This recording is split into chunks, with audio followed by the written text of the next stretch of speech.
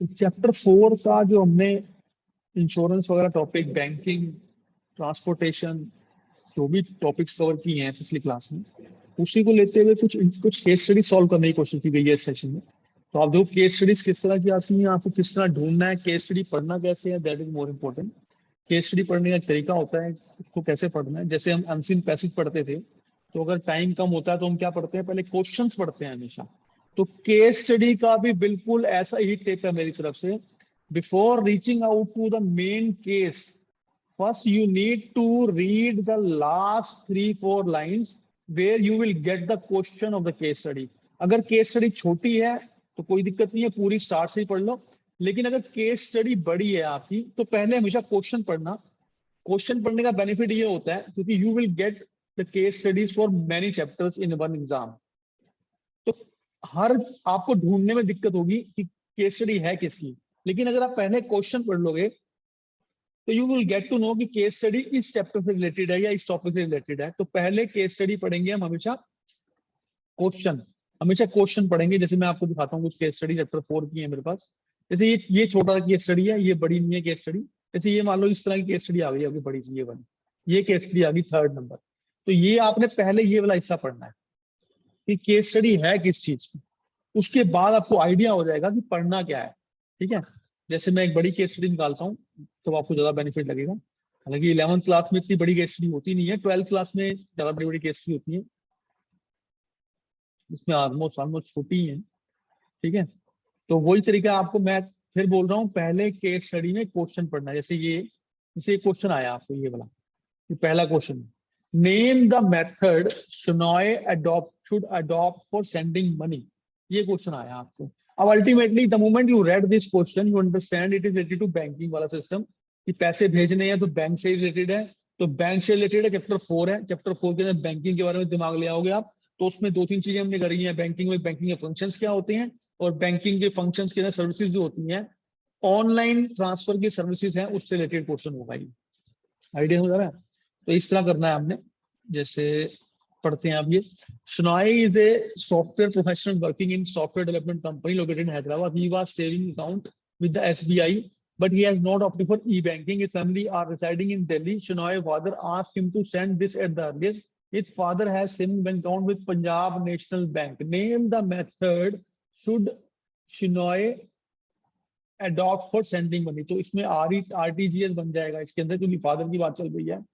RTGS बन जाएगा, NEFT बन जाएगा। हालांकि आरटीजीएस का एक 2 लाख का लिमिट होता है, वो अभी एनसीईआरटी में है नहीं, लेकिन फिर भी अगर आपको 2 लाख से ऊपर भी भेजनी होती है पैसा, तो you should use the RTGS वाला पार्ट।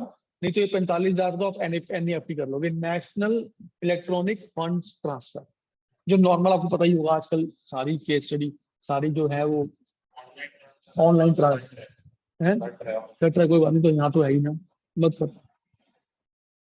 जैसे क्वेश्चन आया आपके पास ये वाला, अब ये अच्छा क्वेश्चन देखो क्या कह रहा है, name and explain the type of bank account. अब बैंक अकाउंट के अंदर सेविंग अकाउंट, करंट अकाउंट और मल्टीपल ऑप्शन अकाउंट होता है, रिकरिंग डिपॉजिट अकाउंट, ये सब होता है।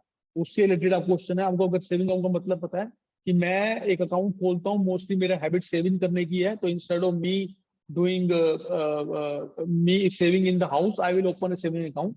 उसका इंटरेस्ट रेट हल्का सा ज्यादा होता है, या तो उसमें लिखा होगा फिक्स डिपॉजिट किया हुआ तो वो एफडी अकाउंट बन जाएगा, या कई बार लिखा होता है मल्टीपल ऑप्शन, कि कुछ लेवल तक वो आपका एक सेमी अकाउंट है, लेकिन अगर अमाउंट बढ़ जाता है तो आप उसको कन्वर्ट कर दोगे, ऑटोमेटिकली वो फिक्स डिपॉजिट बन जाता है। तो मल्टीपल ऑप्शन मतलब क्या होता है कि सेविंग अकाउंट भी है आपका और फिक्स डिपॉजिट भी है। लेट अस सी क्या बोल रहा है। Sagar and Lakshay are friends. Sagar is a businessman who deals in buying and selling computer. Definitely है ये बिजनेस की तरफ ले जा रहा है। बिजनेसमैन का अकाउंट सेविंग अकाउंट नहीं होता, करंट अकाउंट होता है। ठीक है, whereas working manager Sagar deals with a lot of customer dealing and receive money from them as his transaction are mostly cash basis. I also deal with different suppliers and have kept frequent payments to them. As it is difficult for him to manage cash daily, his friend Lakshay advised him to open a bank account in ICICI Bank. तो saving account की कोई बात नहीं हो रही, business related account को current account बोला जाता है। तो पहला होगा name and explain that it is an current account. Current account को आप एक्सप्लेन कर दोगे आप। फिर बोल रहे हैं which two other type of accounts can be opened in the bank? तो of course other type saving account है और मल्टीपल ऑप्शन। क्लियर है? ये आपके बैंकिंग की, तो क्योंकि हम नॉर्मली करते हैं बैंकिंग, तो बैंकिंग में इतनी दिक्कत होती नहीं है। I will show you the answers also letter.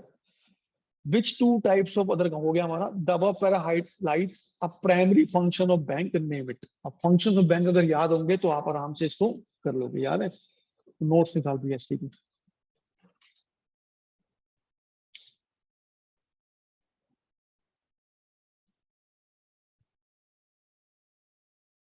Function इसका बैंक का आपको एक्सेप्टेंस डिपॉजिट दिख रहा होगा, आसान टॉपिक है ये। आगे बढ़ते हैं। अब ये क्वेश्चन आया, अच्छा आपको क्या क्वेश्चन देख रहा है, देखो क्वेश्चन की यहां से स्टार्ट करोगे, life is full of uncertainty, तो याद रखना गलती करने के चांस करोगे। नीचे क्वेश्चन पहले पढ़ोगे, the above para highlights certain functions of insurance.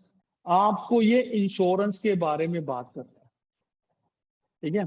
Identify them and code the line from the above para two denote this function. Also name and explain any other function of insurance which is not highlighted in the above para. तो ये आपको करना है, hold कीजिए आप। Value course में नहीं है, पहले होती थी अब नहीं है कोर्स में, तो वैल्यू नहीं टच करेंगे हम।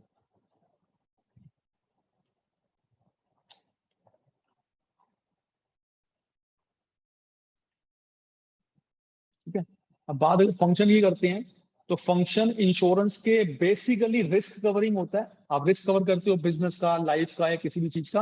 और sometimes it is use as a investment also, तो आप इन्वेस्टमेंट करने के लिए आप यूज करते हो। लेट अस सी क्या बोलना चाह रहा है। Life is full of uncertainty and to stress upon the importance of insurance, Bajaj Allianz insurance carried out insurance awareness road show Jan Jagriti across different location of Maharashtra. अब द मोमेंट आपने इतनी बड़ी लाइन पढ़ ली है, द मोमेंट आपने ये लाइन पढ़ ली है, उसी में आपको प्रॉब्लम हो जाएगी। इतनी बड़ी लाइन पढ़ के कोई फायदा नहीं है। पहले क्वेश्चन इसलिए पढ़ा गया है कि आपने सीधा क्वेश्चन की तरफ ही सोचना है कि क्या आंसर मांगा गया होगा। ये सब जो है ना, head of marketing Bajaj Allianz said that this was a campaign where in vehicle equipment with service support material and representative goes out to places and group of artist perform a street play in the local language.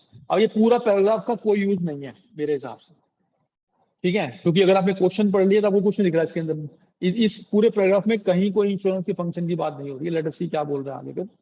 The local people were made aware that on payment of a small periodic payment premium, a large possible risk can be covered. Insurance cannot stop the happening of risk or event, but can compensate for losses arising out of risk. अब इस आखिरी paragraph में आपका answer आया कि ये risk covering function है insurance का, वो कवर करता है। ठीक है, ये आपका आंसर होगा। ठीक है, फिर क्या बोल रहा है वो, तो आप लिखोगे यहाँ पे, the above para highlights the risk covering function of insurance, ये आंसर होगा। फिर कह रहा है आइडेंटिफाई देम, आप आइडेंटिफाई कर लोगे लाइन क्लिक करके, यहाँ पे इस लाइन से क्लिक करोगे। कोड द लाइंस करना आता है ना, कोड द लाइंस, हाँ ऊपर से लाइन लिख लेना जो भी इंश्योरेंस की है। Also name and explain any other function of insurance which is not highlighted. तो डेफिनेटली एक इन्वेस्टमेंट का फंक्शन होता है जो लाइफ इंश्योरेंस ज्यादातर होता है, और कैपिटल का भी, कैपिटल फॉर्मेशन का भी फंक्शन होता है, जिसमें पैसा आप इकट्ठा करते हो, बाद में इकट्ठा मिल जाता है आपका। तो ये आपको एक दो फंक्शन का आंसर हो जाएगा। ठीक है, फायर में और मैरीन में सिर्फ रिस्क कवरिंग ही होता है, लाइफ इंश्योरेंस में रिस्क कवरिंग प्लस इन्वेस्टमेंट होता है। क्लियर, आगे बढ़ते हैं। Which service of bank has been referred to the above para, name and explain it. अब ध्यान से पढ़ना, ये क्वेश्चन अच्छा क्वेश्चन नहीं है। आप सर्विस ऑफ बैंक हो गया, दिमाग में आपका बैंकिंग आ गया, क्वेश्चन पढ़ते ही आंसर की तरफ घुस जाएगा दिमाग की, बैंकिंग की तरफ जाना है। क्या बोल रहा है, Nakul is running A business of manufacturing inverters in Delhi. He has received an order of supply of 20 inverters better electronic in Jaipur as the amount of payment is more than 2 lakh RTGS। जहां पे आपका 2 लाख से ऊपर की payment की बात आ गई, आपने NEFT को छोड़ के RTGS को चला जा। हालांकि NEFT भी आप कर सकते हो, लेकिन RTGS 2 लाख का मिनिमम अमाउंट है, तो ये वही मांग रहा है। ठीक है, फिर क्या बोल रहा है, better electronic decided transfer fund electronic from their account, service of bank transfer of amount, ये सर्विस ऑफ बैंक कर रहा है और आरटीजीएस के थ्रू करेगा। फिर क्वेश्चन क्या बोल रहा है आपको, explain any 3 points related to the benefits of E banking provided to customer by bank. पिछली क्लास के अंदर, पिछले सेशन में मैंने बताया आपको 24/7 365 डे पहला बेनिफिट, कन्वीनियंट रहता है, इजी रहता है आपको अमाउंट ट्रांसफर करना, पैसा बचता है आपका इन चीजों को लेके। तो ये आप कोई भी तीन आप बेनिफिट दे दो। क्लियर? आंसर देखना है तो मैं आपको आंसर भी दिखा देता हूँ, एक मिनट, व्हाइट बोर्ड पे।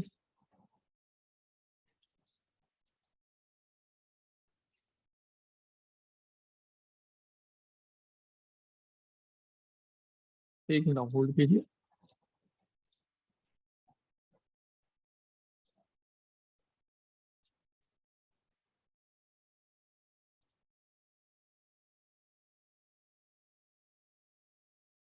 मैं इसकी चौथे की बात करता हूँ। Let me take you to,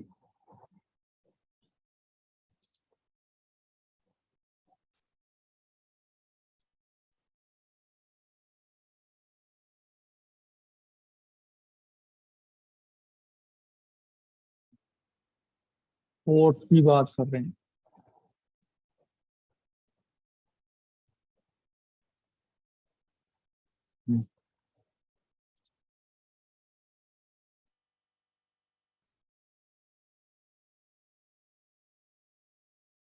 बिल्कुल ये आंसर है जो उन्होंने बोला आपको, ये आंसर दिया हुआ है आरटीजीएस। ठीक है जी, बोर्ड पे दिखाता हूँ आपको सारा मैं, ताकि मुझे भी लिखना हो तो लिख ही जाऊंगा आराम से। अगला है, दोनों ले आता हूँ एक साथ।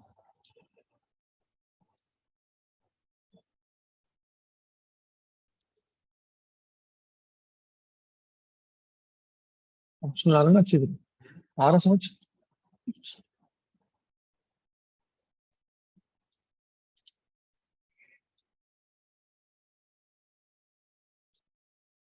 ये दो केस स्टडीज है अगली, let us do it. Ram, अब ये छोटी केस स्टडी है तो ऊपर से पढ़ लो। Ram took an insurance policy of his car. In an accident, his car totally damaged. Insurer paid a full policy value to the insured. यानी insured इस केस में राम है. Ram sold his car at a scrap for 50,000. Is he correct? Identify and explain the insurance principle violated in this case. हाँ जी,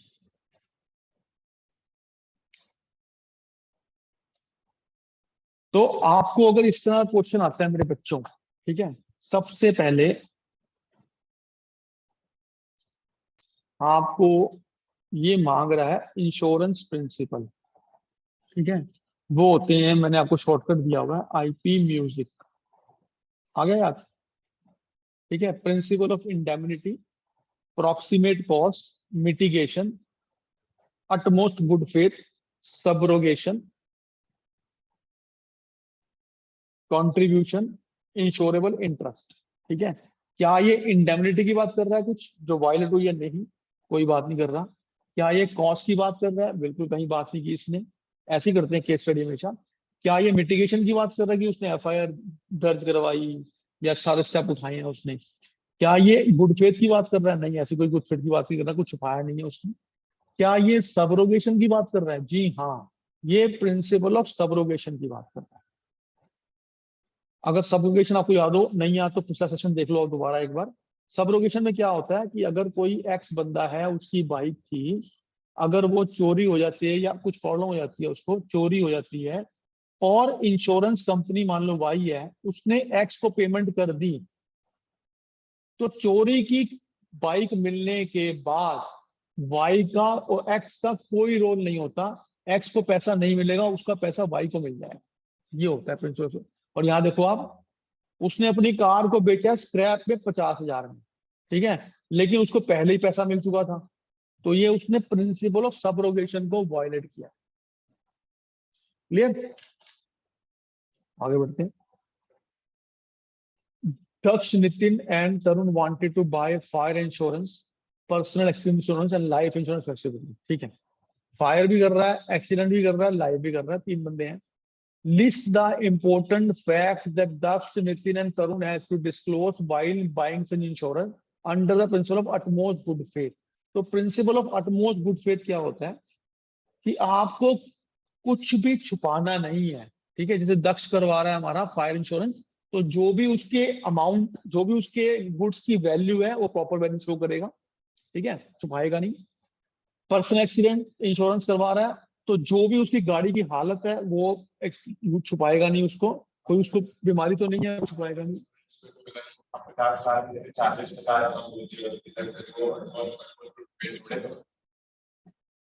ऐसा question आएगा। कम कम कम के बाद गलती होगी तो कोई 40 मिल जाएगा उसको, उससे गुस्से थोड़ा थोड़ा देते। झूठ तो नहीं बोला ना कि ऊपर ऊपर नहीं था। फिर आया आपका लाइफ इंश्योरेंस, तो अपनी कोई बीमारी है वो छुपानी नहीं है, तो ये है गुड फेथ के। ये ऐसा क्वेश्चन के रहे चांस कम ही होंगे, पर एनीवेज आगे बढ़ते हैं। अब ये अच्छे क्वेश्चन है सारे, लेट अस सी। दो क्वेश्चन इकट्ठे पकड़ते हैं।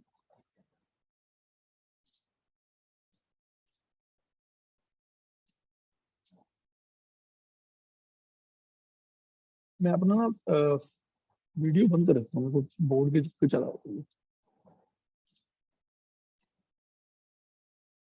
ऐसे क्वेश्चन आएंगे, ठीक है। प्रिंसिपल सर याद है, बेटा करना था बेटा, गड़बड़ करती है। देखिए अभी दो क्वेश्चन दिख रहे हैं हमारे सामने।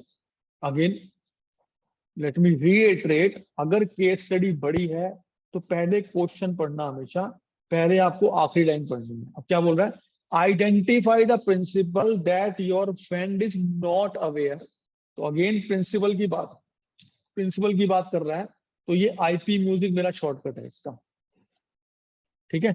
आईपी म्यूजिक मेरा शॉर्टकट है इसका, ठीक है। तो सारे, हाँ मैंने पढ़ा नहीं पूरा। तो सब्रोगेशन आंसर कह रहा है, ये देखते हैं। Car was lost, he filed a complaint in the police station, meanwhile he was intimidating the insurance company for the claim after the insurance, इसके sanction, अच्छा sanction हो गया। 2 months later your friend came rejoicing and informed that the police has found the stolen car, he gave you a party stating that his benefit। अच्छा अच्छा, तो ये वही है बिल्कुल। उसको कार उसको नहीं मिलेगी कि उसको उसका एक बार अमाउंट मिल चुका है, तो ultimately he has to understand the principle of subrogation. अब पॉइंट ये है, सब्रोगेशन का मीनिंग आपको रटना पड़ेगा। आइडेंटिफाई यहाँ हो जाता है, मेरे केस में करवा रहा हूँ, लेकिन मीनिंग तो आप ही लिखोगे, तो 4 नंबर का है। तो अकॉर्डिंगली आपको लाइन रिपोर्ट करनी पड़ेगी, इस लाइन से पता लग रहा है हमें, फिर मीनिंग डालना पड़ेगा, उस तरह का आंसर आपको देना पड़ेगा, ठीक है जी। अगला सेम क्वेश्चन है, क्या बोल रहा है जी, सेम क्वेश्चन है, ठीक है। Identify state principle, why did violate the principle, क्या है जी, मैन्युफैक्चरिंग क्रैकर है, insured his father against cracker while taking the insurance policy, he did not disclose, he did not disclose. The moment ये line आ गई तो principle of utmost good faith हो गया, ठीक है। एज द वो would have led to the payment of much higher premium when the factory severely both damage refuse, of course factory refuse कर देगा वो। he filed to case against the company, the court favored insurance company on the ground that Mr. Akshay has not revealed the fact। Simple है, utmost good faith है आपका, ठीक है। लिखा हुआ why did Mr. Akshay violate this principle, of course he wanted to get more money out of it illegally, वो illegal नहीं होना था।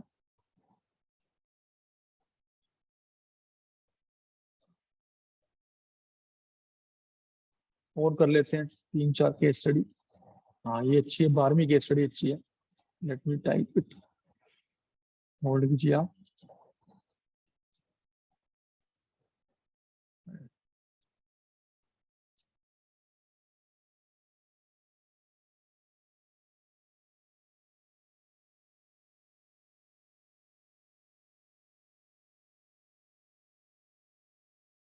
ये केस स्टडी है मिस्टर रौनक की। मिस्टर रौनक जी क्या कह रहे हैं देखते हैं जी। मिस्टर रौनक के पहले लाइन प्रिंसिपल की बात कर रहा है, of course which insurance principle is being followed, तो वायलेट नहीं हुआ, फॉलोड हुआ है, ठीक है। Was mister Raunak justified making नहीं, ये पता लगेगा आपको। Who should have claimed from insurance company, देखते हैं।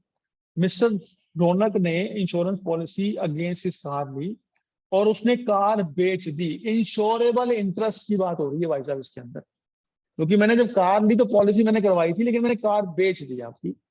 With in year to his friend mister Shobhit the car was stolen, mister Raunak made a claim. अब मिस्टर रौनक का कोई रोल नहीं रह गया, क्योंकि उसका अब उस पॉलिसी पे इंश्योरेबल इंटरेस्ट नहीं है। His claim was rejected on ground that Mr. Ronak was no longer the owner of car. He has no financial involvement which could be insured. Even question के अंदर भी इसका मीनिंग भी डाल रखा है आपको। फाइनेंशियल इन्वॉल्वमेंट का मतलब ही होता है इंश्योरेबल इंटरेस्ट, ठीक है। तो क्लियर हो गया क्वेश्चन ये वाला। ठीक है, किसको मिले क्लेम, किसको मिलेगा जी, क्लेम मिलेगा जी शोभित को, क्योंकि नाउ शोभित का इंश्योरेंस इंटरेस्ट उसमें है। हो गया। अच्छा आगे क्या है, it is the prime responsibility of the insured to take reasonable steps to minimize loss damage to the insured company। अगर आपने मेरा पिछला सेशन अच्छी तरह किया होगा तो आईपी म्यूजिक जो मेरा एक शॉर्टकट है उसमें ये है आपका इंडेमनिटी,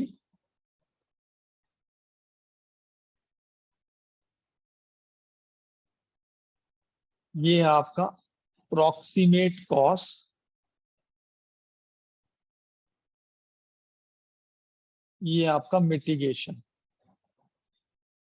तो यहीं पे आपका क्वेश्चन कवर हो जाएगा।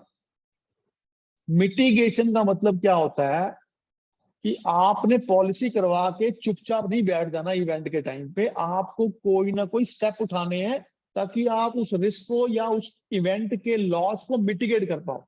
यानी जैसे फायर लगती है आपके आसपास कहीं पे, आपकी शॉप में या कहीं पे, तो भाई आपको पानी भी डालना पड़ेगा, ठीक है, मिट्टी डालनी पड़ेगी वगैरह वगैरह, जो भी स्टेप उठाने पड़ेंगे आपको, फायर ब्रिगेड को फोन करना पड़ेगा, ये सारे स्टेप फायर एक्सटिंग्विशर का यूज करना पड़ेगा, ये सारे स्टेप उठाने पड़ेंगे before you reaching out to insurance company to claim. उसको कम करना पड़ेगा, अगर आपने नहीं किया इंश्योरेंस कंपनी आपको पैसा नहीं देगी। तो ये है आपका प्रिंसिपल ऑफ लाइफ इंश्योरेंस। हाँ लाइफ इंश्योरेंस कैसे होगा ये, वो तो करते ही दवाइयां ववाइयां दिखानी पड़ेंगी आपको, इलाज करने पड़ेंगे, लाइफ इंश्योरेंस में नहीं होता। ठीक है, जनरली फायर थेफ्ट में होता है। क्लियर हो गया ये। अच्छा आगे पढ़ लेते हैं 11वां। सेम 20 लाख का इंश्योरेंस करवाया उसने, आप मैं जल्दी बढ़ रहा हूँ अब। फायर ब्रोक डाउन हो गया जी, total stock was lost at the time of fire, there was a stock worth rupees 20 lakh which is the value compensation company, of course 20 lakh, 20 का ही करवाया, 20 का स्टॉक बचा, 20 करवाया, 20 मिल जाएगा उसको।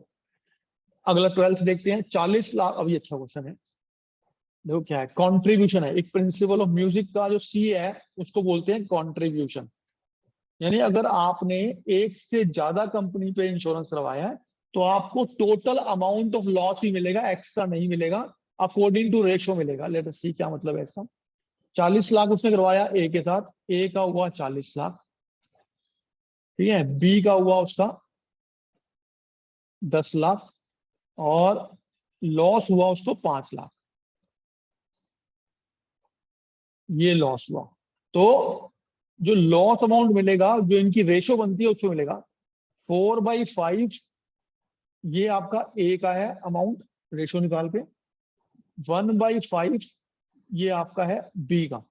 मेरे साथ हो, तो जो भी टोटल अमाउंट है उसको मल्टीप्लाई कर दोगे आंसर आ जाएगा। यानी 5 लाख का लॉस हुआ है, 5 लाख का 4/5 जो होगा वो आपको देगा ए, 5 लाख का 1/5 जो होगा वो आपको देगा बी, निकाल के देखो 1 लाख, यानी 4 लाख आपको देगा ए इस लॉस का और 1 लाख आपको देगा बी इस लॉस का, दोनों मिला के 5 लाख हो गए। मेरे साथ हो, ऐसे निकालते दोबारा करते हैं, अच्छी तरह आता हूँ क्वेश्चन से, अगर एक बार में नहीं आया। कोई HDFC कंपनी है मेरी, ठीक है, उससे मैंने करवाया है मान लो 20 लाख का, ठीक है, सम इंश्योर्ड, इसको बोलते हैं सम इंश्योर्ड। और एक कंपनी है स्टार, स्टार इंश्योरेंस, ठीक है, उससे मैंने करवाया सपोज 4 लाख का, 4 लाख का सम इंश्योर्ड, ठीक है। अब मेरा जो शॉप का लॉस हुआ वो मान लो 5 लाख का, तो ये नहीं होगा कि 5 लाख इससे भी ले लो और 4 लाख इससे भी ले लो, ये नहीं होगा भाई, टोटल कंट्रीब्यूशन ही होगा आपको डिवाइड। तो कैसे करोगे डिवाइड, कैसे करोगे, नहीं यानी इस 5 लाख में से प्रिंसिपल ऑफ कंट्रीब्यूशन ये बोलता है इस 5 लाख का शेयर आपको HDFC भी देगा और स्टार भी देगा, लेकिन कितना कितना देगा वो फार्मूला होता है, दोनों की रेशो निकाल लो। यानी अगर मेरे को HDFC का रेशो अमाउंट निकालना है तो कैसे निकलेगा, 20 लाख जो पॉलिसी का अमाउंट था उसकी divide by total, total 24 lakh की पॉलिसी है मेरी, 20 + 4, ठीक है। ठीक है, ये आपका रेशो निकल जाएगा, तो ये करोगे आप तो ये आपका हो जाएगा 5/6, राइट, ऐसे होगा ना। हाँ 5, है ना। 5/6 की रेशो हो गई HDFC की, ठीक है। और इसका निकालेंगे 4 लाख का, तो 4 लाख/24 लाख अगेन 1/6, 1/6 की रेशो हो जाएगी मेरी स्टार की। यानी जो भी नुकसान होगा उस नुकसान का 5/6 मुझे देगा HDFC, 1/6 मुझे देगा स्टार। तो जाएगा लॉजिक, मैथ्स की तरह ही है, सॉम नंबर। तो टोटल नुकसान हुआ मेरा 5 लाख का, उसको मैं मल्टीप्लाई करूंगा 5/6 से, ये मुझको देगा HDFC। टोटल नुकसान हुआ मेरा 5 लाख का, उसको मैं करूंगा मल्टीप्लाई 1/6 से, ये मेरे को देगा स्टार, जो भी अमाउंट आएगा। दोनों मिला के अमाउंट मेरा 5 लाख का ही आएगा। क्लियर है। तो ये है आपका प्रिंसिपल ऑफ कॉन्ट्रीब्यूशन।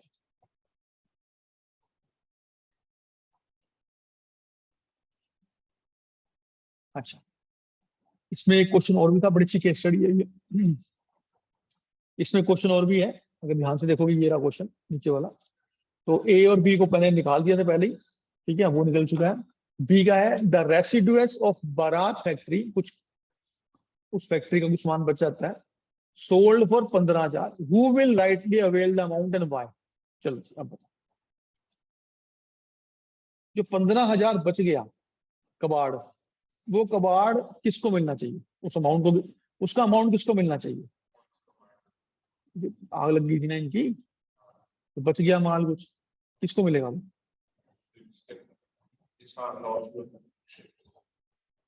लॉस तो मिल गया उसको 5 लाख पूरा। जो लॉस मिनिमम वही तो बचा है। गलत सोच रहा, दोबारा करते हैं, इसको समझ नहीं आया अभी,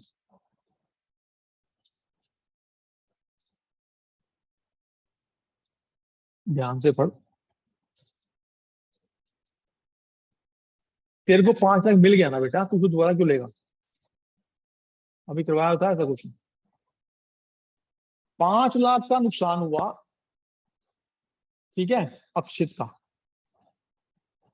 हमने प्रिंसिपल ऑफ कंट्रीब्यूशन से 5 लाख रुपए उसको मिल चुके हैं। कैसे मिले हैं, 4:1 की रेशो में। 4 लाख मिला है उसको ए से, और 1 लाख मिला है उसको बी से, ये मिल चुका है। तो अब एक बार उसको अमाउंट मिल जाता है, तो अगर इसके अलावा कुछ कबाड़ बच गया उसका, उसका अमाउंट उसको नहीं मिलेगा। वो जो 15,000 का कम अमाउंट का कबाड़ बच गया, ठीक है, वो कबाड़ या ये रेसिडुअल्स को बोलते हैं, ये इसका अक्षय का कोई मतलब नहीं है अब, क्योंकि अक्षय को ऑलरेडी 5 लाख मिल चुका है। समझा है? 15,000 नहीं नहीं, उसके अंदर ही है, रेसिड्यूज है ना, ठीक है। तो ये 15,000 क्यों मिलेगा उसको, उसको 5 पूरे मिल चुका है, तो ये 15,000 का जो हक होगा, जो इसका राइट होगा, जिसको हक बोलते हैं, वो राइट होगा अगेन इंश्योरर ए और इंश्योरर बी को, वही उसी रेशो में। तो 4/5 इंटू 15,000 मिल जाएगा ए को, 1/5 इंटू 15,000 मिल जाएगा बी को। ये लॉजिक है। तो 5 × 15, तो 12,000 मिल गया आपको ए को, और 3,000 मिल गया आपको बी को, ये मतलब है। और कौन सा प्रिंसिपल है ये,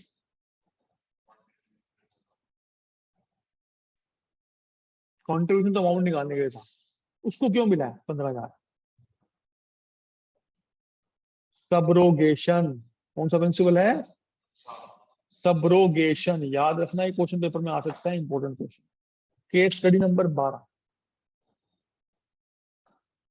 ठीक है, रिकॉर्डिंग में है सारी केस स्टडी, तो आपको दोबारा देखना हो देख सकते हो आप कैसे किया गया है। आगे बढ़ते हैं, तो आगे लॉजिक।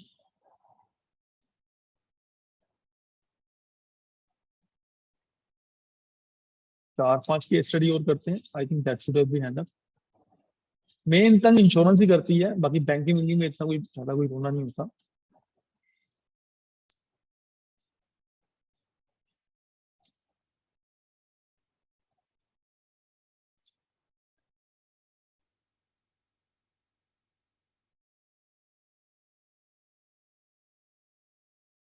ये बेनिफिट है इसका ऑनलाइन का कि हम केस स्टडी को हम कट करके पेस्ट कर पा रहे हैं। हम्म,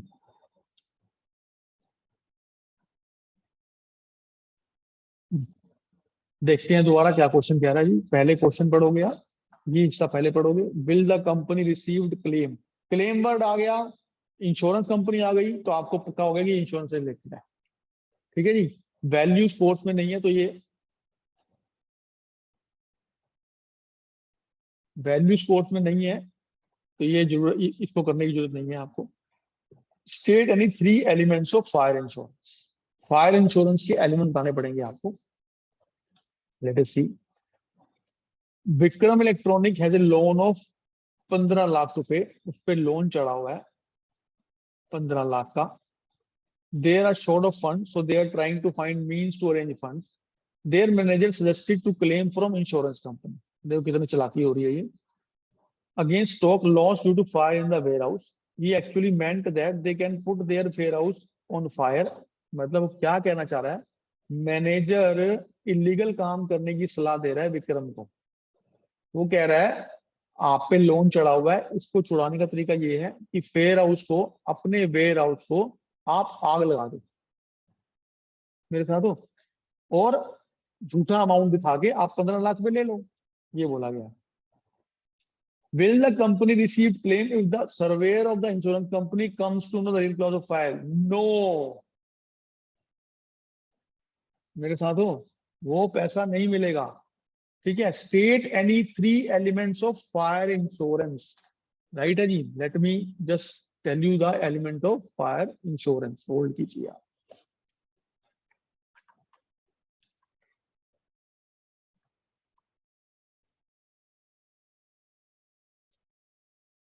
एक तो प्रिंसिपल ऑफ इंडेमनिटी है उसके अंदर, मतलब प्रिंसिपल कह रहा हूँ, एलिमेंट ऑफ इंडेमनिटी है कि जैसा सामान होगा वैसा मिलेगा आपको। मिटिगेशन के स्टेप लेने पड़ेंगे आपको, एक ये होगा। द इंश्योर्ड मस्ट हैव, ये 3-4 पॉइंट है, मैं लिख देता हूँ यहाँ पे ताकि आपको भी साफ साफ हो जाए।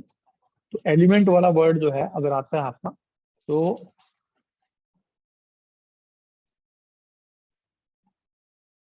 एलिमेंट्स ऑफ फायर इंश्योरेंस, पहला इंश्योरेबल इंटरेस्ट। जो भी फायर इंश्योरेंस करवा रहा है उसका कुछ ना कुछ इंटरेस्ट होना चाहिए उस माल के ऊपर, financial interest of course. Good faith, utmost good faith, छुपाना नहीं है, जो यहाँ प्रिंसिपल ब्रेक हुआ है यहाँ पे।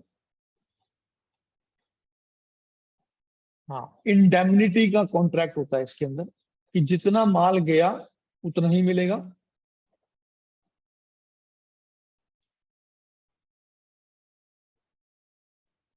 और प्रॉक्सिमिटी कॉस्ट, अगर फायर की बात करी है तो अगर माल आपका बाढ़ से खराब होता है तो वो नहीं मिलेगा, फायर की वजह से खराब होगा तो ही मिलेगा। तो प्रॉक्सिमिटी कॉस्ट आपको, ठीक है। तो ये आपका एक टॉपिक हो गया, element of fire. Let us do the 14, 15 and 60 case study very fast. A person suffering from cancer did not disclose, did not disclose, बात खत्म, प्रिंसिपल ऑफ गुड फेथ। ठीक है जी। Rishabh has taken a life insurance policy hiding the fact that he is a heart patient. Same. Ashish has taken a Krishna alone, Krishna against security of his factory.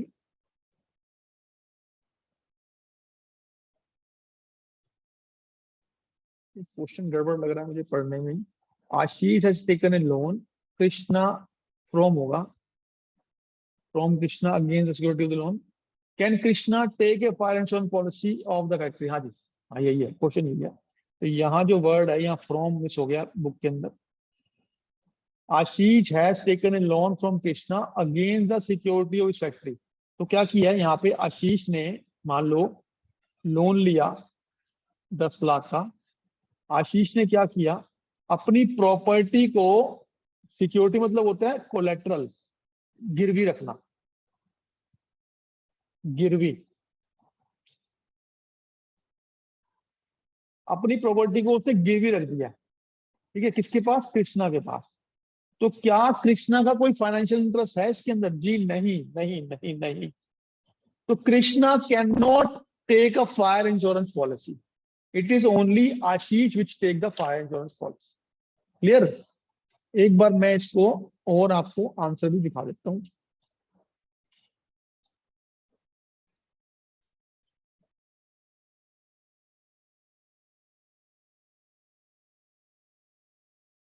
जी हाँ, तो मैं यहाँ पीछे no बोल गया, ठीक है, तो ये नो वाला आंसर मेरी तरफ से गलत है। इसमें अब दोबारा सोचता हूं मैं। आशीष ने लोन लिया 10 लाख का, फैक्ट्री आशीष की है, ठीक है, और भाई ने अपनी फैक्ट्री के ही कागज रखे हैं। फैक्ट्री के कागज या प्रॉपर्टी जो अमाउंट होता है, जो जो डॉक्यूमेंट होता है, उसी को गिरवी रखा है। I should have clearly read this. गिरवी रखा किसके पास? कृष्णा के पास। कृष्णा का अपने आप ही फाइनेंशियल इंटरेस्ट जुड़ा हुआ है, क्योंकि उसने 10 लाख अपने लगाए हुए हैं लोन के रूप में आशीष को देने के लिए। और तो फैक्ट्री में इस कृष्णा का अपने आप इंश्योरेबल इंटरेस्ट आ गया है, क्योंकि अगर इस फैक्ट्री को कुछ हो जाता है तो भाई उसके 10 लाख डूबने के चांस हैं, तो उसका एक इंश्योरेबल इंटरेस्ट है। तो आंसर इसका नो की जगह है यस। ठीक है, I should have read the proper line of it, his factory. तो जो उसने अगेंस्ट वाला वर्ड मैंने पढ़ना चाहिए था मुझे। तो लोन जो मिला है उसको, वो लोन मिला है उसको गिरवी रखने की वजह। ठीक है, तो गिरवी में बन गया उसका इंश्योरेबल इंटरेस्ट, इसलिए उसको Krishna can take a insurance policy. दो चार केस स्टडी देखते हैं, अगर और है तो बाद ही खत्म हो जाएगा।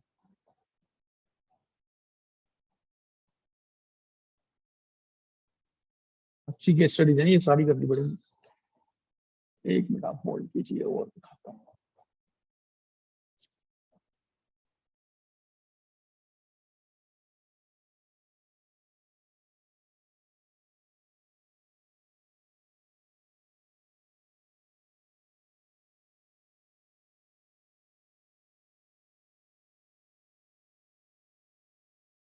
जल्दी जल्दी आंसर दो, ठीक है।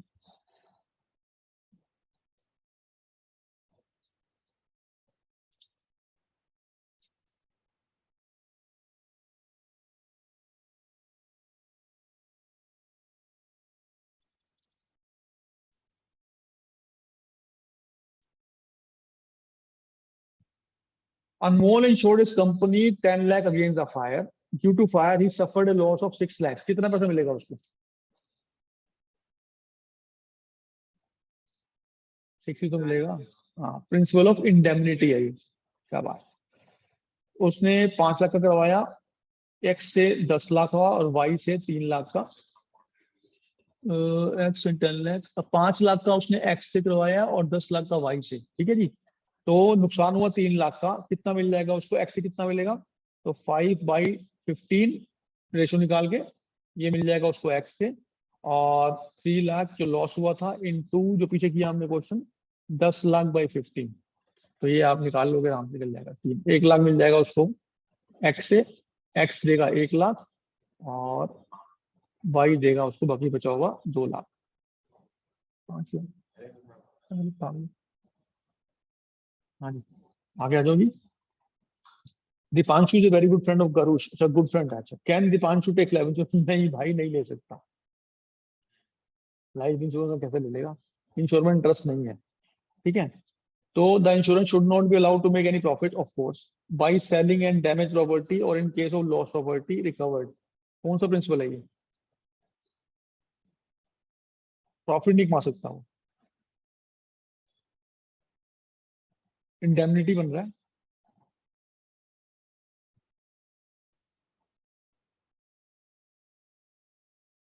पर जितना उसको लॉस हुआ उतना ही मिल जाएगा ना उसको, इंडेमनिटी है। ठीक है, थोड़ी सी रहेगी बस केस स्टडी, पूरी खत्म करेंगे, इंपॉर्टेंट केस स्टडी है सारी। देख रहा हूँ ये टमाटर वाली आएगी एक, वो बहुत इंपॉर्टेंट है। कई बार देखिए मैंने पेपर में ये वाली केस स्टडीज, मुश्किल मुश्किल ढूंढ के रखी हुई है मैंने यहाँ पे।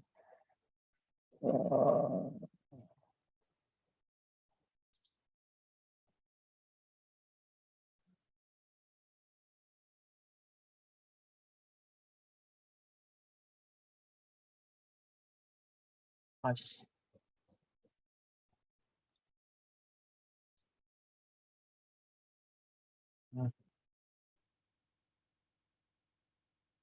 Rahul has taken a financial insurance due to fire insurance suffered a loss of 4 lakh, 4 lakh नुकसान हुआ, he getting compensation with the same, शाबाश. Half one goods can be sold to 40,000. Who has the right?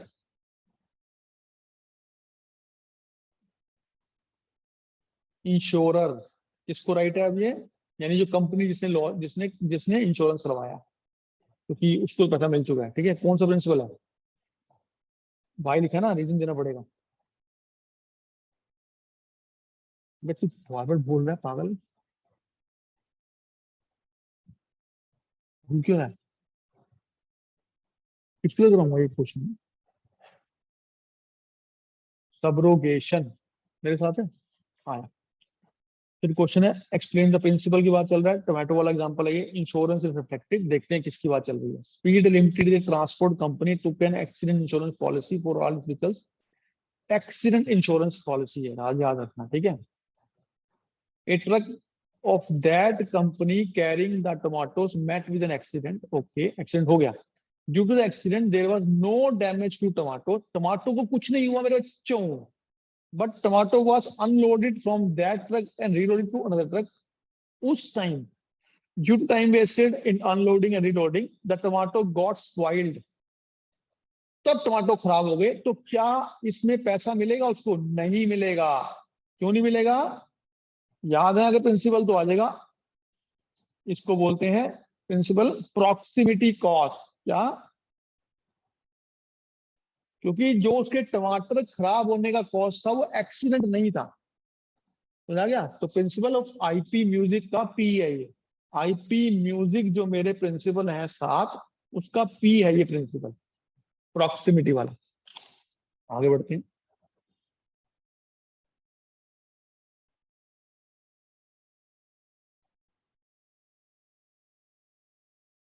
एक बार देख लो. हाँ जी, हाँ बिल्कुल ठीक है. हाँ,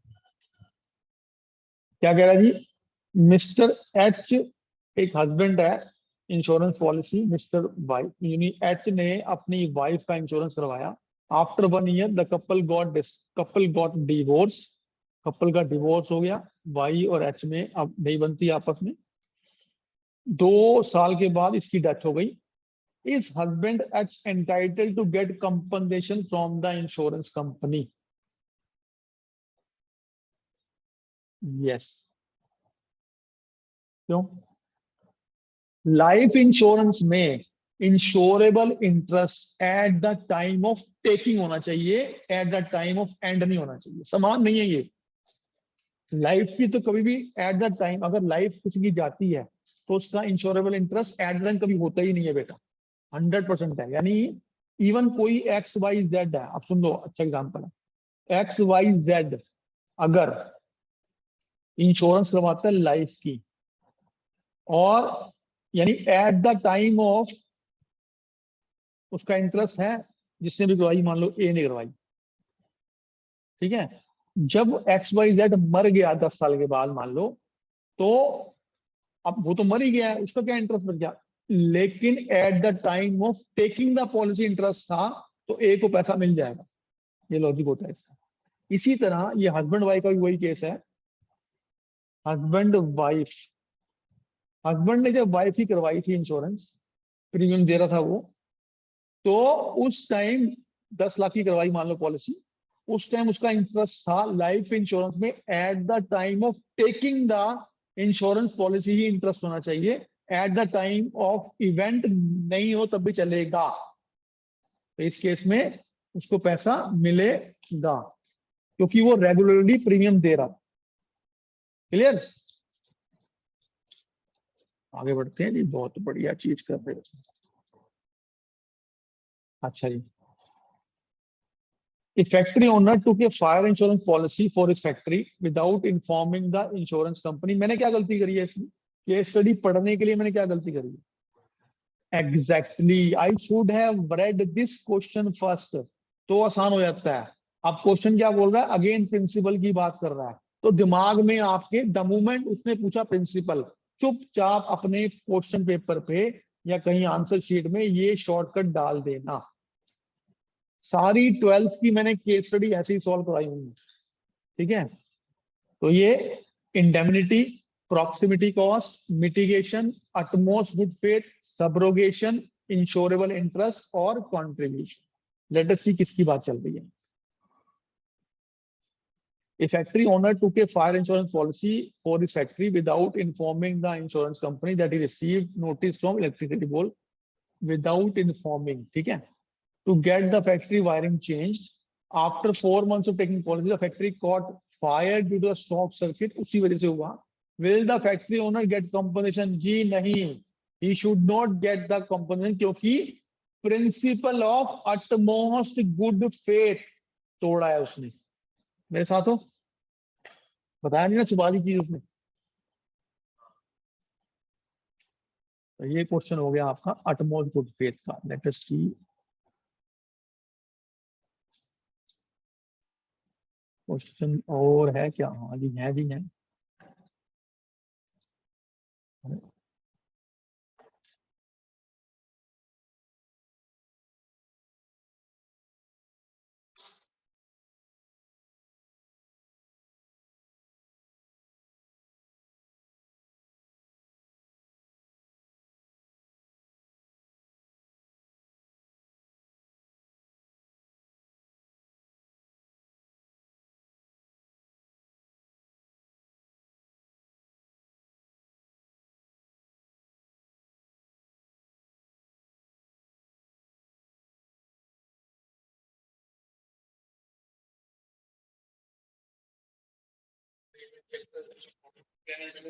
पॉज कर लेंगे क्या?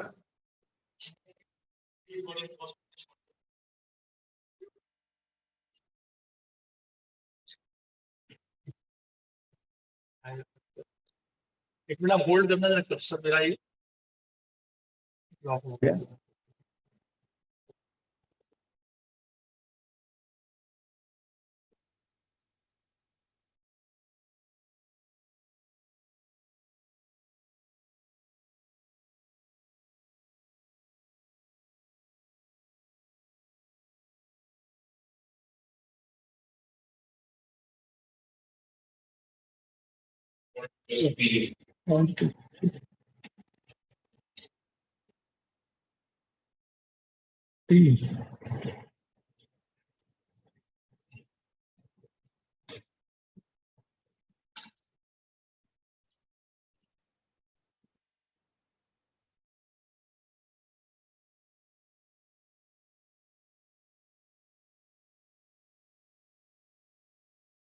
तो ये क्वेश्चन कई बार आता है. मैं एक बार लेके आता हूँ कि लाइफ इंश्योरेंस के बारे में ये अगर आ गया तो कई स्कूलों में मैंने देखा है. ये वाला क्वेश्चन है. Let me take the question on the board first. तो ये आपको क्वेश्चन देखेगा. Why a life insurance is considered contract of assurance? वो इसलिए करा जाता है क्योंकि लाइफ इंश्योरेंस मान लो किसी एक्स बंदे की हुई, ठीक है, तो उसने मान लो 10 लाख की करवाई. कितने साल की करवाई उसने? मान लो 21 साल की करवाई, 21 ईयर्स. अगर तो इस एक्स बंदे को 21 साल के अंदर कुछ हो जाता है तो ये 10 लाख रुपए उसके किसी फैमिली मेंबर को मिल जाएंगे. ये पक्की बात है, ठीक है. लेकिन अगर उसको इस 21 साल में कुछ नहीं होता तो at the end of 21 year he will also get 10 lakh rupees. इसलिए उसको एश्योरेंस बोला जाता है कि उसको अल्टीमेटली लाइफ इंश्योरेंस में पैसा मिलेगा ही मिलेगा. ये लॉजिक लगाते हैं इसके अंदर. अगर कॉस्ट सारे सेम है या कुछ बेईमानी नहीं हुई, कुछ और क्लॉथ अगर इसके वायलेट नहीं हुए हैं तो लाइफ इंश्योरेंस को इसलिए एश्योरेंस बोला जाता है. इसका मैं आंसर दिखा देता हूँ बुक में से आपको, ताकि आपको आंसर भी इसका पता लग जाए. कैसे लिखना है आपको, कि हो सकता है डायरेक्ट क्वेश्चन आपको आ जाए.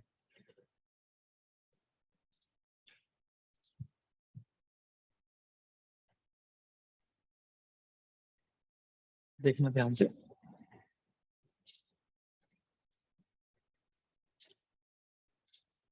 ये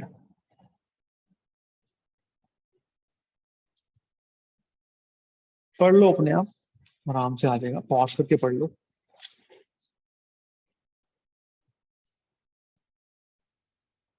तो ये क्वेश्चन आंसर आपने पढ़ लिया होगा। Let us now go to the next one.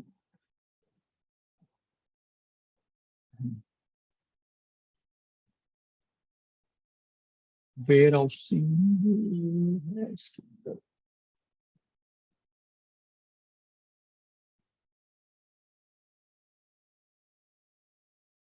बस 4-5 रह गई हैं।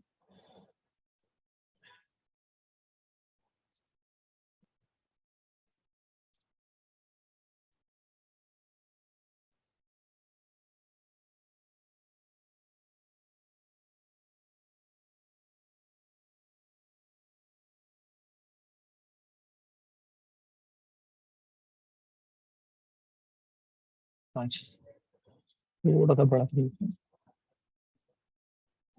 है। अच्छा, क्या जी, Divyansh took a insurance policy of 3 lakhs against the fire. Okay. Fire occurred and the loss of Divyansh was 3,75,000। 3 lakh की पॉलिसी ली है, नुकसान हुआ है 3,75,000 का। Insurance company paid 3 lakhs, of course 3 lakh ही मिलेगा कि उसको इंश्योरेंस का अमाउंट 3 लाख की था। Yes, I will. आगे है जी 40, विवान ने 4 लाख का करवाया, फायर हुआ और लॉस हुआ 2,10,000 का। विवेक क्लेम 4 लाख। तो उल्टा क्वेश्चन है, 4 लाख की पॉलिसी करवाई, नुकसान हुआ 2,10,000 का, कितना मिलेगा उसको?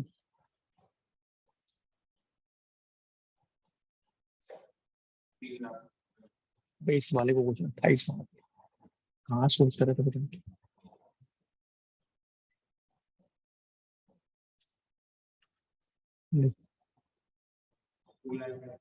हाँ क्यों? नहीं तो क्या प्रिंसिपल कौन सा है?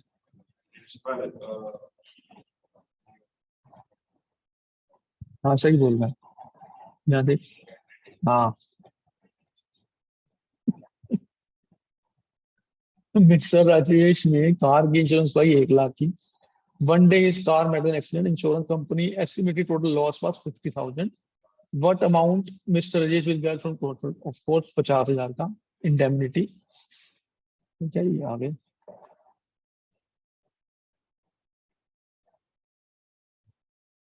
क्योंकि उसका 2005 में अमाउंट 1 लाख था, आज छोड़ना 1 लाख रुपए होगा, वो तो डेप्रिशिएट होती है car eight the time of event. ठीक है, उस पर क्या अमाउंट था चीज का, वो पैसा मिलता है।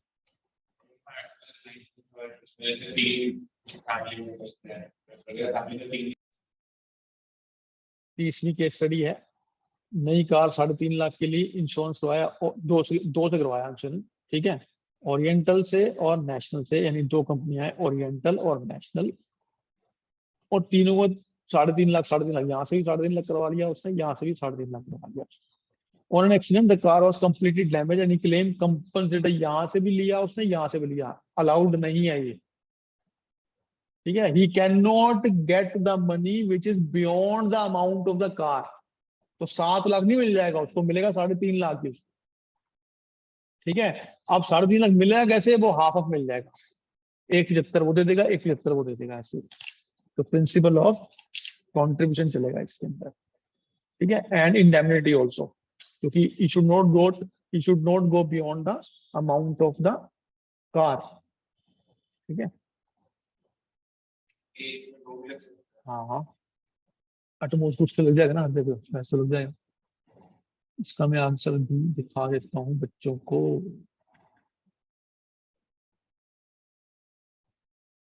कॉन्ट्रीब्यूशन लिखा है, आंसर में कॉन्ट्रीब्यूशन ही है सिर्फ। ओके जी, ओके। तो हाँ, एक क्वेश्चन इसमें भी, एक क्वेश्चन में मल्टीपल ऑप्शन क्या है वो दिखाया था आपने। अच्छा क्वेश्चन है, फिर इसकी केस स्टडी बिल्कुल पूरी हो जाएगी।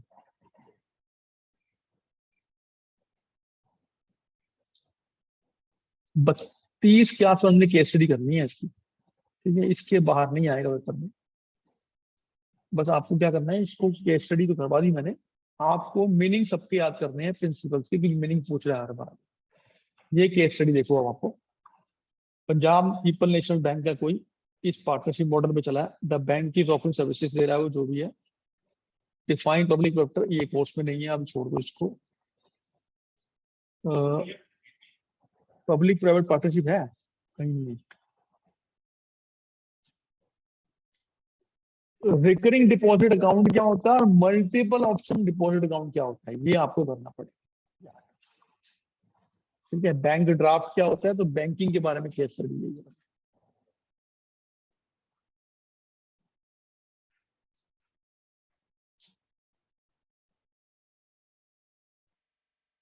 बस इसके साथ ही ऑलमोस्ट ऑलमोस्ट सारी तरह की केस स्टडी, खासकर इंश्योरेंस की हमने कर ली है। बाकी बैंकिंग बैंकिंग में ज्यादा कोई बहुत बहुत कोई टिपिकल केस स्टडी ऐसी आती नहीं है आपको। ठीक है, तो अच्छी तरह मेरा पिछला सेशन देख लो इस चैप्टर से रिलेटेड, और ये केस स्टडी देख लो सारी। ठीक है, और सारा काम आपका इस चैप्टर से रिलेटेड हो जाएगा। ठीक है, ऑल द बेस्ट।